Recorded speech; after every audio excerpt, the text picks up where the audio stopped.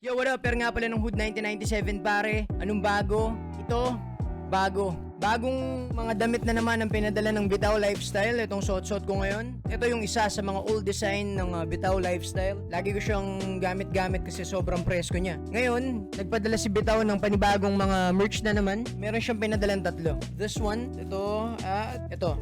Ang Bitaw Lifestyle mga tol, hindi lang siya basta lifestyle. God Hustle Lifestyle. At makikita mo yan sa mga design nila. Hindi yan nawawala ng hustle. Siyempre, ang pagmamahal sa Diyos ay yung number one sa Bitaw Lifestyle. So this one is the first design.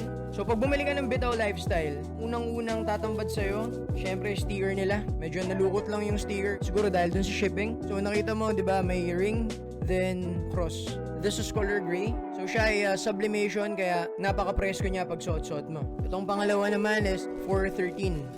Ganda tol. Praise God, hustle, repeat. Bitaw, 413 yung nasa likod. So this is the last one. Yun no, solid. Hustler. Bitaw, lifestyle. Sa likod is 01. Hustler of the year. Pwede mong terno sa mga cup mo na kulay orange or blue. Yan.